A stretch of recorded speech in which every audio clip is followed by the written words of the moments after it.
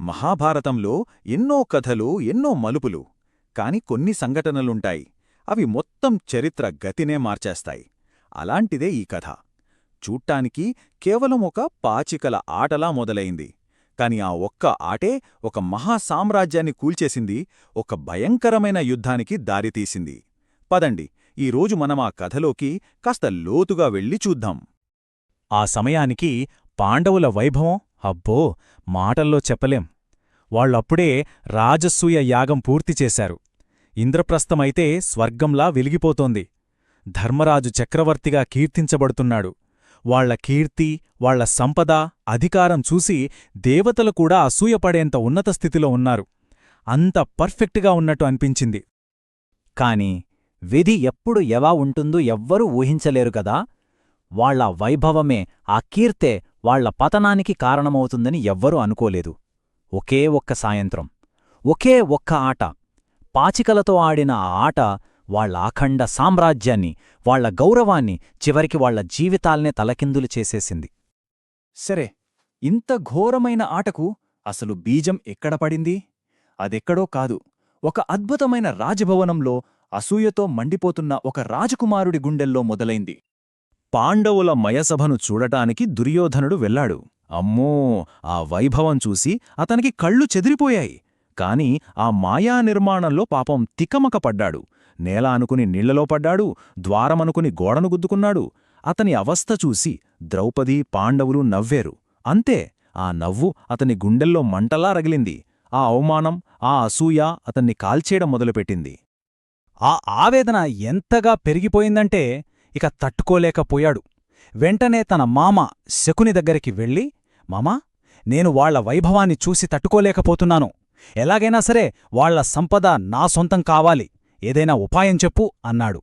చూసరా, అతని మాటల్లోనే తెలుస్తోంది అసూయ ఎంత తీవ్రంగా ఉందో. ఇక్కడే అసలు కథ మొదలయింది. శకుని తన కుటిల బుద్ధికి పదును పెట్టాడు. యుద్ధం చేసి పాండవుల్ని గెలవడం మన వల్ల కాదు అని చెప్పి ఒక సలహా ఇచ్చాడు. అదే మాయాద్యూతం, అంటే మోసంతో ఆడే పాచికల ఆట. ఆ ఆటతో వాళ్ల సర్వస్వాన్ని దోచుకోవచ్చు అని చెప్పాడు. అంటే ఇదొక ఆట కాదన్నమాట, ఒక పక్కా ప్లాన్తో పన్నిన కుట్ర. అలా హస్తినాపురంలోని సభామండపంలో ఆ మోసపూరిత ఆటకు రంగం సిద్ధమైంది. చరిత్రలో ఎప్పటికీ మర్చిపోలేని ఒక చీకటి అధ్యాయానికి అక్కడే తెరలేచింది. ధర్మరాజుకి తెలియదా ఇది కుట్ర అని? తెలుసు, అయినా వెళ్ళాడు. ఎందుకంటే క్షత్రియ ధర్మం ప్రకారం ఎవరైనా జూదానికి కాని యుద్ధానికి కాని పిలిస్తే కాదనకూడదు, అది పెద్ద అవమానం. అందుకే మనస్సులో ఇష్టం లేకపోయినా తన ధర్మానికి కట్టుబడి ఆ పిలుపును అంగీకరించాడు. ఇక ఆట మొదలైంది. శకుని తన మాయజాలం చూపించడం స్టార్ట్ చేశాడు. పాచికలు అతను చెప్పినట్టే పడుతున్నాయి. ధర్మరాజు పతనం ఇక ఆగలేదు. మొదట సంపద పోయింది, తరువాత సైన్యం, ఆ తరువాత రాజ్యం మొత్తం. అక్కడితో ఆగలేదు. తన ప్రాణం కంటే ఎక్కువగా ప్రేమించే తమ్ముళ్లను ఒక్కొక్కరిగా పందెంలో పెట్టి ఓడిపోయాడు. చివరికి తనను తానే ఒడ్డి బానిసగా మారిపోయాడు. అంతా అయిపోయింది, సర్వం కోల్పోయాడు అనుకుంటున్న టైంలో ఆ సభలో ఎవ్వరు కలలో కూడా ఊహించని అత్యంత దారుణమైన పందెం ఒకటి తెరపైకొచ్చింది. మానవత్వమే సిగ్గుతో తలదించుకోవాల్సిన క్షణమది. పందెం కాయడానికే ధర్మరాజు దగ్గర ఇంకేమీ లేదు. అప్పుడు శకుని ఒక నీచమైన నవ్వు నవ్వి, ధర్మరాజా, అన్నీ పోయాయి అనుకుంటున్నావేమో, నీ దగ్గర ఇంకా ఒక ఆస్తి ఉంది, నీ భార్య ద్రౌపది అని రెచ్చగొట్టాడు. ఆ మాటలకి ఆ క్షణంలో ధర్మరాజు తన వివేకాన్ని పూర్తిగా కోల్పోయాడు. తీవ్రమైన నిరాశతో తన భార్య ద్రౌపదినే పందెంగా కాశాడు.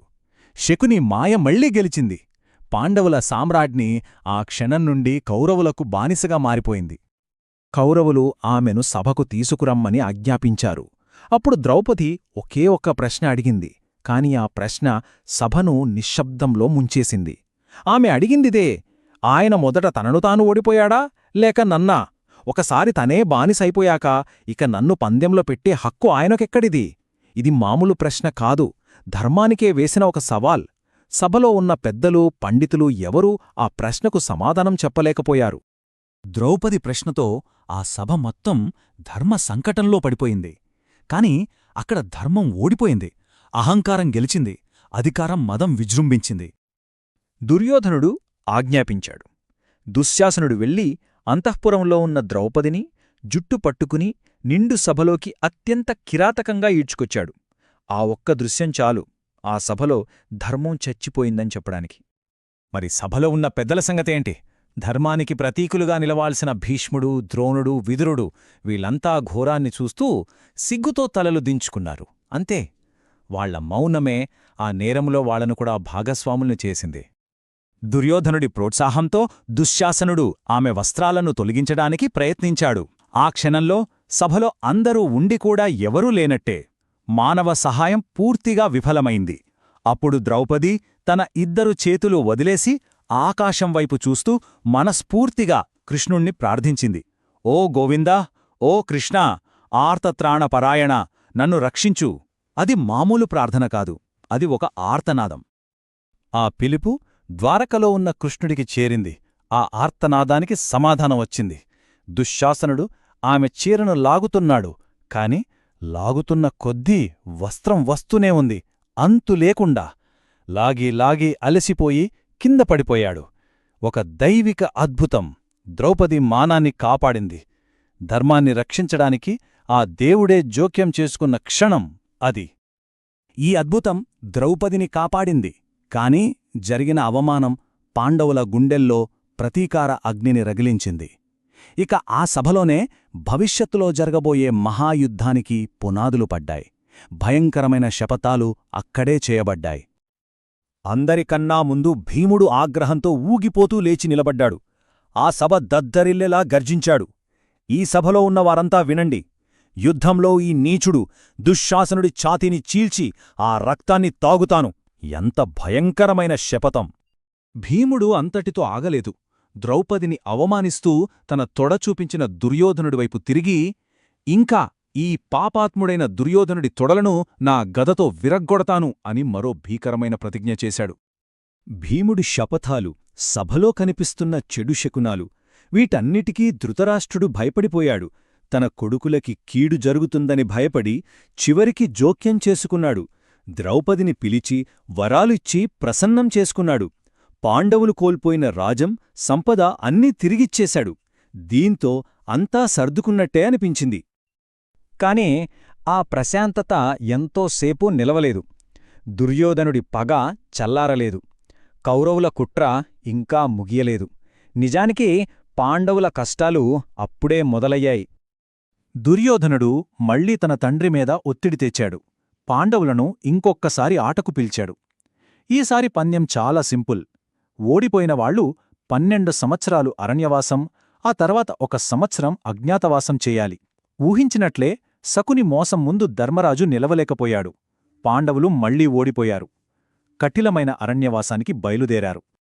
చివరికి ఈ మొత్తం కథ మన ముందు ఒక పెద్ద ప్రశ్నను ఉంచుతుంది. చట్టం, ధర్మం, పెద్దలు వీళ్ళెవ్వరూ అమాయకులను కాపాడలేనప్పుడు, నిండు సభలో ఒక స్త్రీకి ఘోర అవమానం జరిగినప్పుడు న్యాయం కోసం వినాశకరమైన ప్రతీకారం తీర్చుకోవడం ఒక్కటే మార్గమా? ఆలోచించండి.